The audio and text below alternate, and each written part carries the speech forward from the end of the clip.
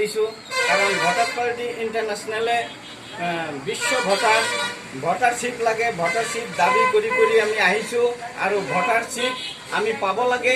সেই কাৰণে voter party ইণ্টাৰনেশ্যনেলৰ তৰফৰ পৰা মই প্ৰতিদ্বন্দ্বিতা কৰিছোঁ আৰু আপোনালোকৰ ভোটাৰবিলাকক জনাইছোঁ যে বহুমূলীয়া ভোট, এই ভোট দান কৰিব নালাগে। এই ভোটৰ মূল্য হেৰাই যাব নালাগে আৰু ভোটৰ মূল্য হৈছে নোট যেতিয়ালৈকে চৰকাৰে নিদিব তেতিয়া তাৰ মানে আমাৰ ভোটাৰ্ছৰ যোনটো অধিকাৰ প্ৰাপ্য যেতিয়ালৈকে আমি নাপাম তেতিয়ালৈকে আমি ভোটাৰ পাৰ্টি ইণ্টাৰনেশ্যনেলৰ তৰফৰ পৰা আমি প্ৰতিদ্বন্দ্বিতা কৰিম আৰু আগবাঢ়ি যাম। আৰু ৰাইজক এইটো শুভেচ্ছা জনাইছোঁ। ৰাইজে মোক বহুতো তাৰ মানে শুভেচ্ছা জনাইছে যে আগন্তুক আমি বহুতো দলক আমি ভোট দি আমি চালোঁ।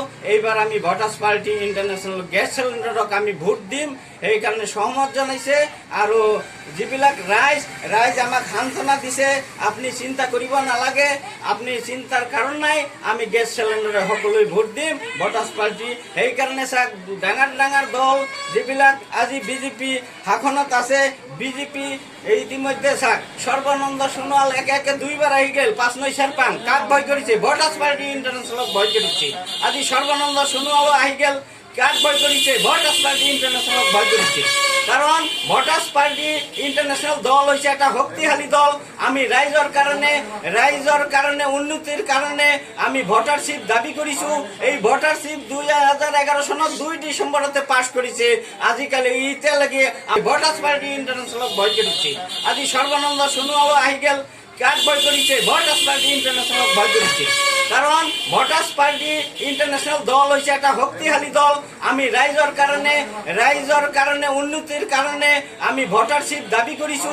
এই ভোটারশিপ 2011 সনত 2 ডিসেম্বরতে পাস করেছে। আজিকালি ইতে লাগে আমার এই ভোটারশিপ রাইজক প্রাপ্ত করা নাই। সেই কারণে আমি ভোটার পার্টি ইন্টারন্যাশনাল তৰফৰ পৰা আমি প্ৰতিদ্বন্দ্বিতা কৰিছো। আমি এইবাৰ জয় হম, এইটোই মোৰ প্ৰতিশ্ৰুতি। আপোনালোকৰ সমষ্টিৰ কেইজন মনোনীত প্ৰাৰ্থী প্ৰক্ষেপ কৰিছে? আমার 10জন ক্যান্ডিডেট আছে। আপোনালোকে কেইখন এখন পাব? আমি 5টা এখন পামে, এইটো আৰু শিউৰ হৈছে আমাৰ 5টা এখন পাম। কোন সমষ্টিত আপোনালোকে? আমি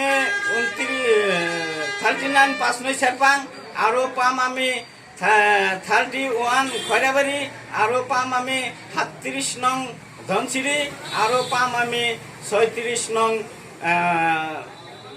হৰচিঙা সমষ্টি। আপুনি জয়যুক্ত হলে ৰাইজৰ হকে কি কাম কৰিব?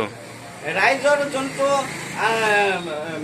তাৰ মানে অভাব অনাটন, এই অভাব অনাটন ৰাস্তা ঘাট স্কুল কলেজ যিবিলাক ৰাইজৰ অভাব অনাটন এইবিলাকৰ কাৰণে কাম কৰিম। আৰু যোনটো ভোটাৰৰ যোনটো অধিকাৰ এই পাৱাৰ কাৰণে আমি কাম কৰিম। আমাৰ ইয়াতে প্ৰব্লেম আছে, ৰাস্তা ঘাট দলং এইবিলাকৰ কাম নিৰ্মাণ কৰিব পাৰিব কিনে আপোনালোকে? এইটো কিয় নোৱাৰিম? এতিয়া চাওক, অলপ দিন আগতে যোৱা বছৰ জুলাই মাহৰ 21 তাৰিখে আমি গুৱাহাটীত ধৰ্ণা দিছিলো ভোটাৰ পাৰ্টি ইণ্টাৰনেশ্যনেলে যে অসমত বানপানীৰ সমস্যা সমাধান কৰিব লাগে, ৰাষ্ট্ৰীয়কৰণ কৰিব লাগে। এইটো কোনো পাৰ্টি ধৰ্ণা দিয়া নাই। আমি গুৱাহাটীত ধৰ্ণা দিছো আৰু এই দলটোৱে ধৰ্ণা দি পেলাই এতিয়া বানপানীৰ সমস্যা সমাধানৰ কাৰণে তেওঁলোকে কি কৰিলে? এতিয়া ৰাষ্ট্ৰীয়কৰণ কৰিলে।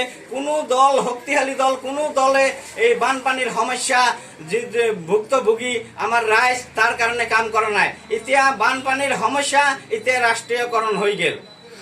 সমষ্টিত কিমান হাজাৰ ভোট পাই আপুনি জয়যুক্ত হ'ব? এতিয়া বৰ্তমান আমাৰ যোনটো ভোটাৰ পাৰ্টি ইণ্টাৰনেশ্যনেলৰ মেম্বৰ, এতিয়া মেম্বাৰশ্বিপে আমাৰ 9000 আছে, 9000ৰ অধিক। আৰু মেম্বৰৰ বাহিৰেও তেওঁলোকে আমাক ছাপোৰ্ট কৰিছে ভোটাৰ পাৰ্টি ইণ্টাৰনেশ্যনেলত।